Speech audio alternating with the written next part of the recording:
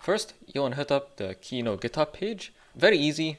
Just Google it and it should be the first result. Open that.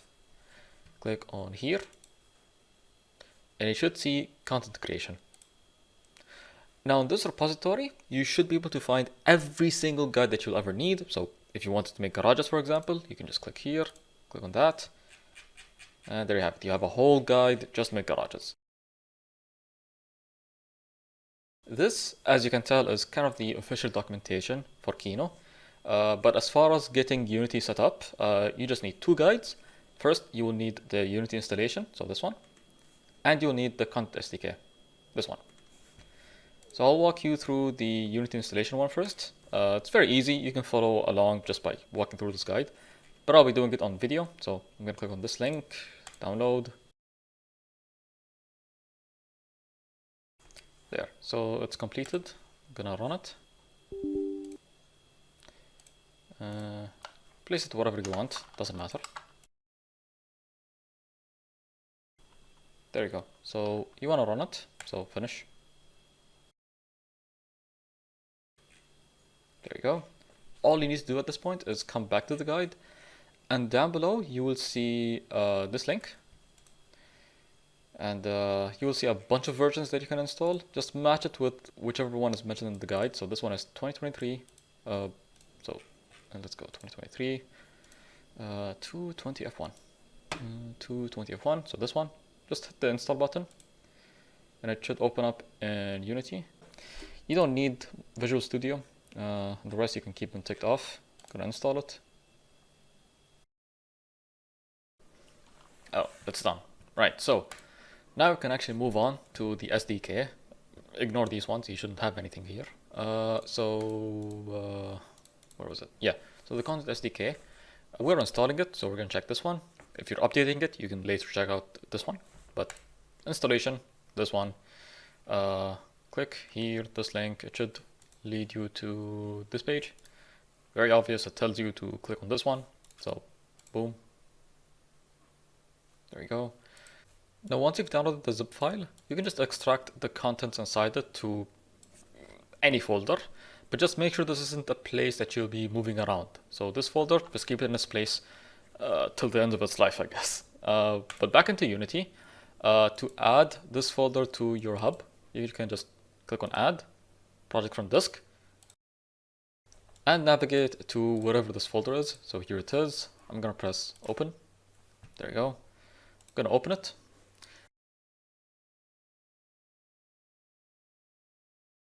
And once it opens up, you should see something very similar to this. For starters though, let's just double check that our SDK is actually working. So there's actually an included example that you can build right now. It's located in Content, Custom Objects, Example, and here it is. There's an Objects meta file. This includes all the metadata. So basically all the information like the description, the name, all of the included objects. You can build this straight away just by going to Kino, Custom Objects. Let's drag this here. So if you were to build this right now, you're going to get an error message. Yep, there it is. And the reason for that is because we haven't filled out these fields over here. So let's walk through them one by one. So for these three fields, you can just press Edit. And name, set that as your username. Steam ID, just follow this guide. There it is. Very easy to follow, very straightforward. And as for the Discord ID, there is also a guide here. There.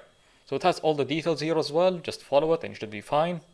I'll be back with these fields filled out. And now that I've filled these out, the only thing that remains is the build folder. This is basically where you will be building this mod, where it will be exporting to. I personally would recommend using your install content folder. So like inside of your CarX directory, go to Kino, mods, KNBase, and there should be install content. Just copy this directory and paste it here. And just like that, you should be able to just build it. So yeah, so it's gonna take a while. Okay, now just to double check, I'm going to open up my build folder And there's our mod. Let's open up CarX and see it in action. Okay, so we can just open up custom objects, add a new object, and it was objects underscore, yeah, this one. We should have 5 objects to choose from. Let's spawn in the torus. There it is, that's a nice torus. We can spawn in the other objects, cube, there it is. So yeah, you can kind of use this as like a reference of what's possible inside of the SDK. But coming up next, I'll be showing you how to make the meta file, as well as importing our own models instead of these generic shapes, yeah? So,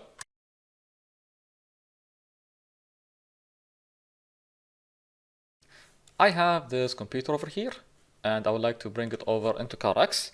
There are a few guidelines that you'll need to follow, but generally speaking, it's pretty easy. I'm going to assume that you at least know the basics of Blender.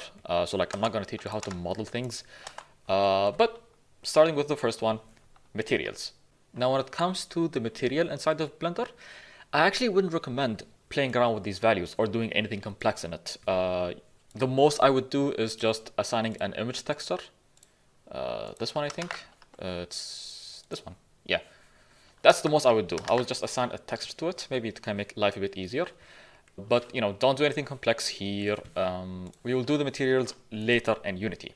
Now, if you plan on making any object paintable, you want to make sure that it's only using one material or none at all. So like here, I have 3. So you want to remove those, maybe all of them. And you want to make sure that in the UV map, it's only one, right? So we don't want to have multiple. Just delete those. So now this model is ready to be paintable in game. So for the paintable objects, you just need to name them car_paint, and you can follow it up with whatever you want, doesn't matter. And over here, we have a torus. You can do a whole bunch of cool things with Kino objects. So like you can go into content creation, resource packs.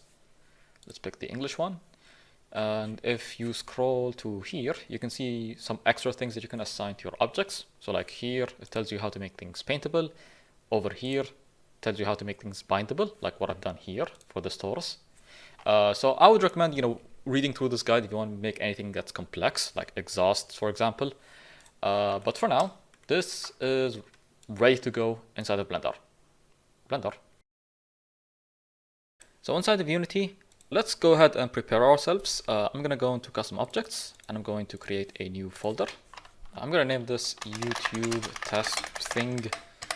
And now inside of each of these folders, I also like to make 3 more folders just to keep things organized. I'm going to create a new folder. I'm going to name this one textures. Let's paste this twice. I'm going to name the second one materials, and the third one to be prefabs.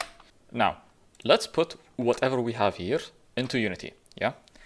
So, first thing, we want to grab the location of this folder. So I'm going to right-click, show in Explorer.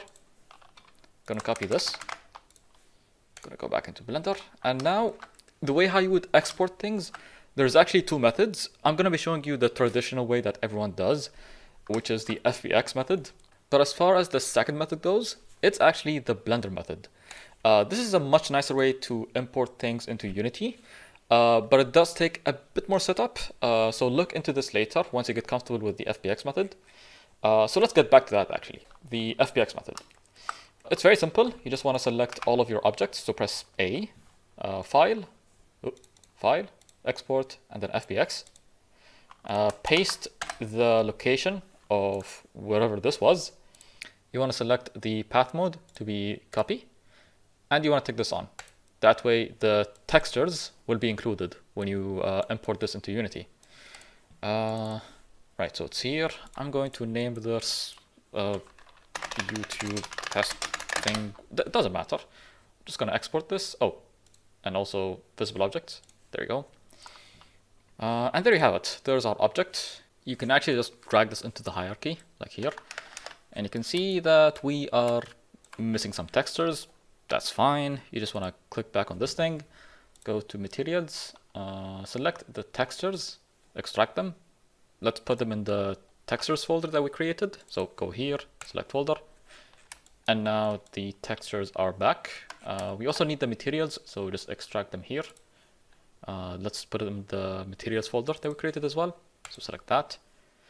And here we have our materials. Now this is what I was talking about. This is now your material, and this is where you should be editing it. You have your metallic slider, your smoothness slider. You can, tint the texture, make it a different color, all sorts of cool things. You can make things transparent as well. It's another rabbit hole, I guess, but the defaults are usually good enough. So I'm going to revert everything back to how it was. But here's the thing though. This is the FBX file. You do not want to use this. You want to use a prefab. So what you can do is go into prefabs and create, where is it? Yeah, prefab. So select that. Name it what you want to appear inside of the game. So I will say CSS computer. There you go. And you now have a prefab, which you can edit in two different ways. The first method is just by clicking the prefab twice. And just like that, we are led into this black scene. That's fine. You just want to add the FBX file inside your prefab, like so. And you can also do a bunch of other things, like I can move this around. So now I just move things around just for demonstration's sake. Let's say you want to revert some of those changes. The way how you would do that is by selecting the FBX file, and here you will see overwrite. You can click that, revert all, and it's back to the original state of the FBX file. So that's how you can revert things. And now you might get a little confused. This is actually our FBX file, not the prefab. So if I were to spawn this here, it's going to look identical, but the way how you would tell an FBX file from a prefab is with the icon. The FBX file, they all have this sort of box icon with a tape over the top, and the prefabs, they all have a solid cube, yeah? So that's how you can tell between the two. We don't need the FBX file anymore. From here on out, we will only edit the prefab. Now the cool thing with prefabs is that I can spawn in multiple of these. Let's put this one here, one over there, and like that. And I can just edit one of them. Let's say I want to add a sphere. There you go. And when I go outside of this prefab, they all update sort of their model, yeah? So like they're all referencing this one file. The second method is quite literally just drag it into the hierarchy. So here, and here you will see an arrow. When you click on that, you are now editing the prefab, but the difference is you are keeping the background, you're keeping all the lighting. So like if I were to rotate this however I want, and I go into here, you can see the lighting stays in its place. What I can do now is delete this prefab from our scene. And once again, when you delete something from your scene, it does not delete in your project. So you can do whatever you want here. This is kind of like your test bed. Back over into our project, I'm just going to right click, create, Kino, and custom objects. So this one. Oh. There you go. So there it is. Same steps as before, as shown earlier in this video. You can just select wherever you want. This one is MISC, CSS computer. The general guideline when it comes to naming things is that you add your name at the end. If you made this for a specific car, you just add it at the start, like S15 underscore, and you just keep the name of the object somewhere in the middle. So like that's the convention. We will put the car at the start, the author at the end, and the object in the middle, yeah? Description, it's up to you. For objects, it doesn't matter as of today. It doesn't matter. Here, I'm going to add a new element. I'm going to drag the CSS computer prefab that I made onto here. See, just drag and drop. And this is pretty much ready to go. I can get this into CarX and I'll see it in game. So let's give it a shot. Custom objects, let's drag this here. Unselect this one, yeah. Build. Let's open up CarX because I haven't done that yet. Oh, we got an update. Let's hope this doesn't break anything. Okay, custom objects, add CSS, there it is. Boom. And there you have it, actually. So this monkey over here, he should be paintable. So paint. There you go. That's the one that's paintable. And this torus, we should be able to toggle it on and off. So let me do that. Key assignment. Let's put this to, yeah, Kino is buggy. There, save. Now if I were to hit, yep. The bindable stuff, you have to assign the keybinds yourself. But once you do them, you can set them to the action keys. And I think that's pretty much it. That's how you get objects into the game.